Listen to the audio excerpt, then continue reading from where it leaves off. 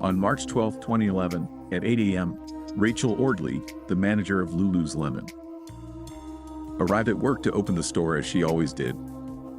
Noticing the door open, she assumed it was the negligence of the person responsible for closing the store the night before. When Rachel entered the store, the lights were out and clothes and accessories were scattered everywhere. Seeing this, she realized the store had been robbed, so she screamed and asked if anyone was there. A groan frightened her, and she ran outside to call the police. Next door to Lululemon was an Apple store that didn't open until 10 a.m. But a man named Ryan Hook was waiting outside. Rachel asked him if he could escort her to Lululemon, to which Ryan agreed, not knowing the context of the request. Tablets had been introduced the day before. So, according to Ryan, he was waiting for the Apple store to open to purchase one of these products. When they entered Lululemon, Rachel asked the man to go to the back of the store to investigate the moaning she'd heard earlier. Ryan went into the back, saw a body lying face down in a pool of blood, and yelled at the manager to call the police, as it appeared to be a human corpse.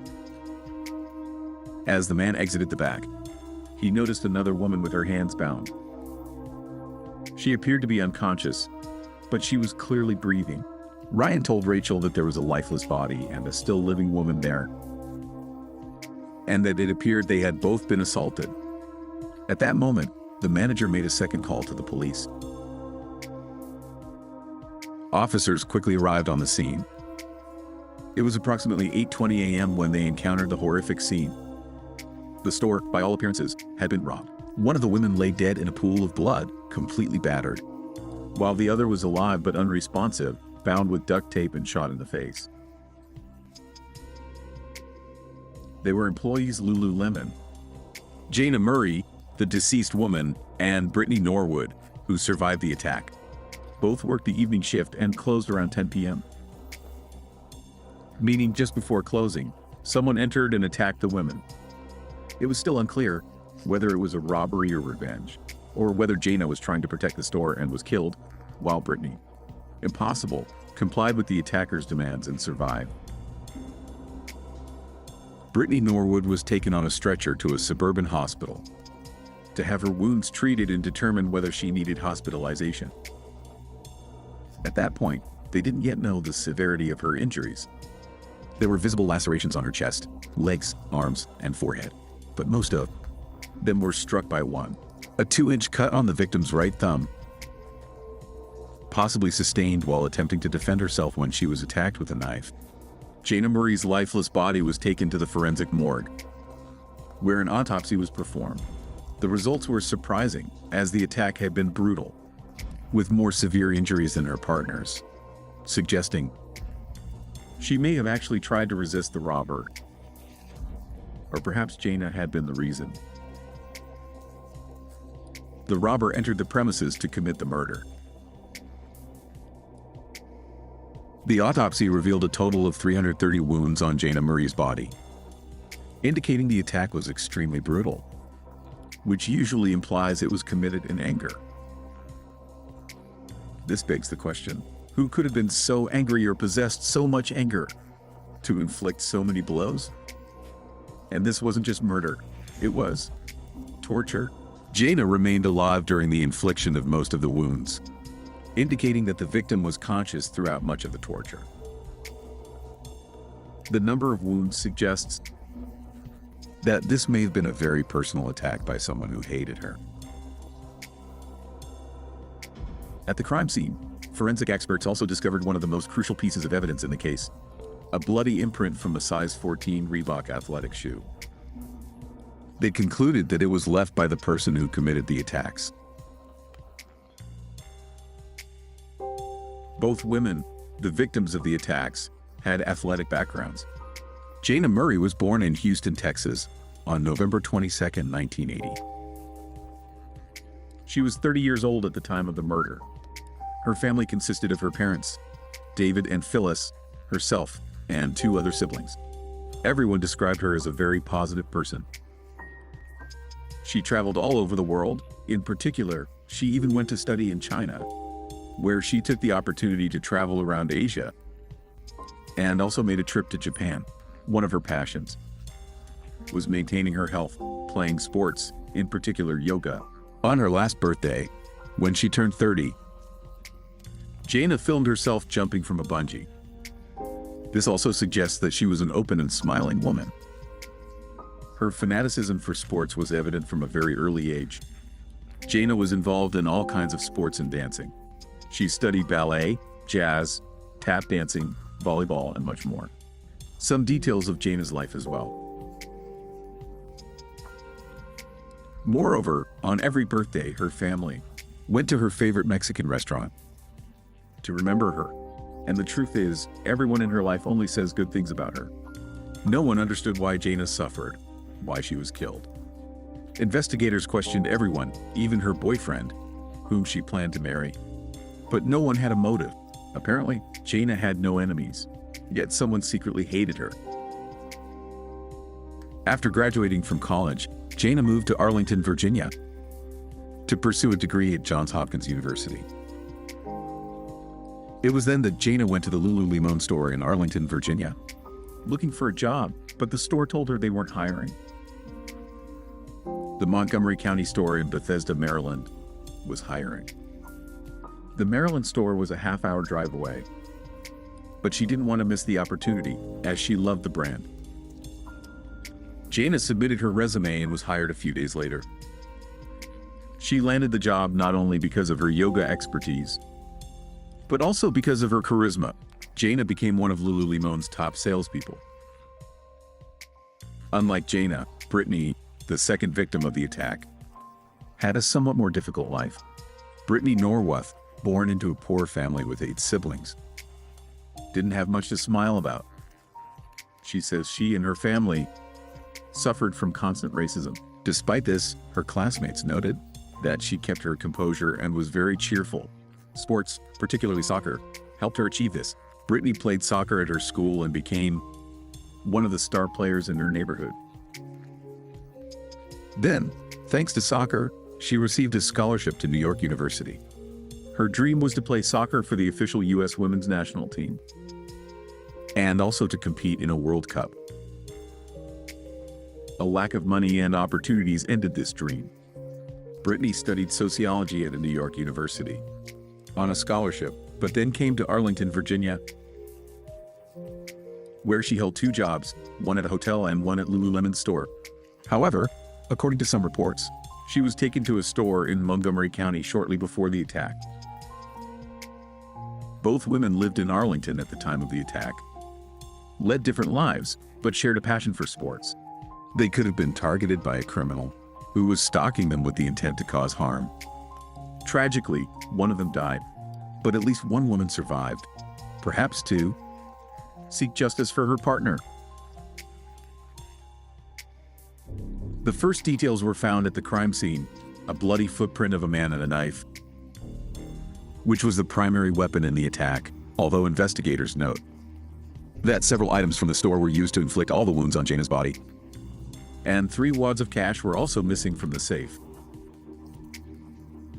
It's worth remembering that the woman survived the attack. Brittany Norwood's story could explain how it all happened and who was responsible. At the very least, the description might have led the police to a solution. Robbery suggested it might have been the primary motive, but the number of injuries was inconsistent with typical robberies.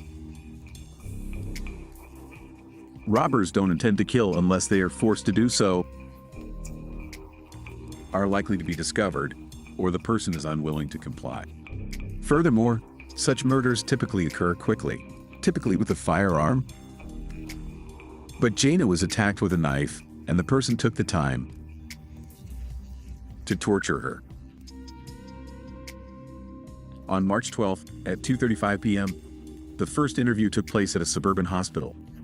Not in Norwood, she said the attack wasn't carried out by a single person, but that 2 masked men entered the room, one of whom took care of Jayna, and the other attacked her. According to her, she was assaulted with a coat hanger. Britain couldn't give more details about the incident. because she was sedated. Officers agreed to interview her again in the coming days if she recalled anything else. That same day, investigators interviewed employees of the neighboring Apple store, which was open until 11 p.m. Knowing that the attacks were supposed to happen around that time, they asked if anyone had seen anything then. The first witness came forward, who heard only voices. This man said he heard two female voices, one of them screaming, "Talk to me. Don't do this, tell me what's happening," and the other female voice saying, "Oh my God, help me, please help." Then he heard only screams and groans. When everything died down, the man noted that he heard the sound of someone dragging something. Despite this, the witness, an Apple employee, surprisingly did not call the police. He simply reported it to a security guard who went to check the Lululemon store. He looked out the window and noted that nothing unusual had happened and returned to the store. The employee also said that he later reported the incident to the Apple store manager and that around 11 p.m., he left work and there was no longer any noise. The detectives assigned to the case went to Brittany Norworth's home to see if she remembered anything else about the incident. When they entered the house, the woman, still in some pain, invited them into the living room to talk. There, she was asked if she remembered anything else from the past 2 days, to try to identify the two men she had mentioned. Brittany then attempted to explain how the events unfolded. She said that when the two men entered the room, one of them walked straight toward her, while the other grabbed Jayna. Brittany described the attackers as white men wearing ski masks and, based on their voices, estimated that they were between 25 and 27 years old. She noted that her attacker was approximately 5 feet 6 inches tall, while Jayna's attacker was slightly taller, approximately 6 feet 1. They were dressed in black and wearing gloves. Brittany also said that after her partner was killed, her attacker went to rob a store, while another man began to bully her. As she described Jane's murder and the abuse, she began to cry. Brittany had clearly been through something traumatic, but investigators needed to get as much information as possible, as she was the only survivor and the only eyewitness at the scene. Brittany also noted that the man told her, "Your name is Brittany and you live on such and such a street," which frightened her even more. She also told investigators that she believed the perpetrators likely saw 2 bills in her wallet during the robbery, one for internet and one for gas, which had her name and address on them, and which she claimed were. Another detail Brittany mentioned was that her attacker, while taunting her, began verbally abusing her and even making racist remarks. After the abuse, the man pushed her onto Jayna's body, which was already lifeless. Detectives asked Brittany if her family supported her, to which she replied, yes, that she had talked with her family about returning to Seattle for safety, but she mentioned that she had recently started a new job at B&B and was looking forward to starting work once she recovered from her injuries. Because Brittany's attackers knew her address, detectives gave her a direct line of contact in case any of them showed up at her home. But while analyzing the evidence, detectives discovered something new, something that didn't fit. Among this evidence was a medical report that caught their attention. It stated that Brittany Norworth had not been abused. It also described the wounds found on her body, several on her arms and legs. But the most noticeable were a cut on her forehead, scratches on her back, and a 2-inch cut on her right thumb, compared to the wounds inflicted on Jayna. What they did to Brittany was almost trivial. But why would she lie about the violence? On the other hand, another witness came forward. Brittany and Jayna's boss recalled the situation that occurred on the night of the attack. She said that around 10 p.m., Brittany called her and said she had forgotten her wallet in the store and asked her to contact Jayna so she could come back and open the door for her. Jayna was the one who locked the store every evening. She was the only one with the key. 4 days after the attack, investigators began to suspect that Brittany couldn't have been hiding anything. Thus, she became a person of interest to the investigation. Since Brittany was not needed to provide hair and fingerprint samples, investigators reported that they needed to meet with her that same day to continue the interview. They never told her she was a person of interest in the investigation. They only said that the samples were to exclude her presence at the crime scene, which is a standard procedure usually followed if someone other than the suspect was at the scene. But clearly, the goal was to see if they could prove that Brittany had actually committed the attack. And this was crucial, since this was where they could find an inconsistency in her story, already knowing that she could be a suspect. The interview lasted 2 hours, 55 minutes. The first hour was spent taking samples. The rest of the hours were spent questioning Brittany about her testimony. She repeatedly mentioned that the attackers were 2 white men. She was asked if she knew what kind of car Jayna was driving, to which she replied that she didn't know.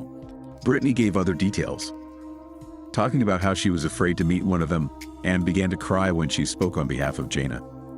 Investigators released her and asked her to return at 10 a.m. on March 18th. Officers were waiting for a crucial piece of evidence to make an arrest, which turned out to be surveillance footage from a parking lot near Lulu's Lemonade, where Brittany was seen alone behind the wheel of the victim's car. The interview on March 18th began normally for Brittany. She stated that she was excited about the prospect of moving to Seattle, where she would live with her brother, Chris, but that her only concern about the move was that she wanted to continue assisting with the investigation. The senior detective then asked Brittany again about Jayna's car, and she again replied that she didn't know what kind of car her partner was driving. The detective then showed her a photograph of on the night of in a parking lot a few blocks away. Brittany then said that the attackers forced her to drive the car there and that they were constantly following her. She further noted that upon arriving at the parking lot, she saw a police car but did not call for help, allegedly fearing for her life. However, she was completely invisible from Lululemon's store because she had turned right 2 blocks away and was simply impossible to see. This was inconsistent with her claim of being followed. The detective then told Brittany he didn't believe her story, that it contained inconsistencies and that it was all a fabrication. She was read her rights and arrested on suspicion of murdering Jayna Mayura. By this time, several pieces of evidence had been released.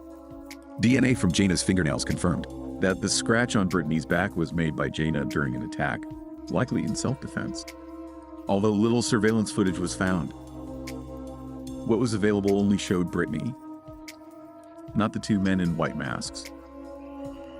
Furthermore, the woman had no history of violence.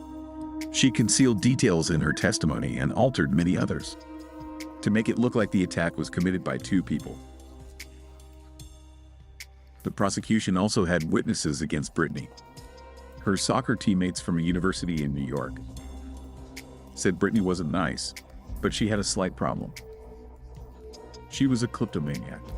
She stole constantly, which resulted in her expulsion from university and the loss of her scholarship. It was also proven that the wound on her right thumb was inflicted when she attacked Jane. Furthermore, it was established that she tied her own hands to simulate the attack, also had several wounds on her body, and she lied to the authorities for days, as well as to her family, who believed Brittany was innocent for months. On top of all this, it was proven that the bloody footprint found in the store was made by Brittany herself, using a sneaker that was later found in the store. The hardest part of the trial was proving it. Why did Brittany brutally murder Jayna, and what was her motive? 5 items that Brittany allegedly used to inflict wounds on Jayna's body were presented as evidence.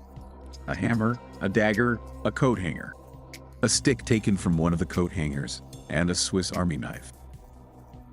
The motive was proven not to be theft of money, as the missing money from the safe was found hidden in the same room. The trial began in October. The weight of evidence was so overwhelming that Brittany Norwood pleaded guilty to self-defense, claiming the attack occurred after Jayna insulted her and attacked her first. The trial lasted 6 days, and the jury found her guilty of first-degree murder. On January 27, 2012, the judge delivered his verdict, sentencing her to life in prison without the possibility of parole. It is clear that she killed Jayna. The evidence proves it. And she partially admitted to killing her, although she claimed self-defense. But the question remains, why? Although the prosecution described the attack as revenge for her being caught stealing a pair of sweatpants, Brittany never explained the real reason, what happened between them. What made the attack so aggressive? Many believe that the true motive was envy. Brittany envied Jayna's life, and that perhaps the murder occurred not because of petty theft, but because Brittany wanted Jayna's life, which she could not have due to her poverty. Friends, what do you think of this story? Write your opinion in the comments, and also subscribe to my YouTube channel and other social networks. You will find links to them in the description under this video. Goodbye.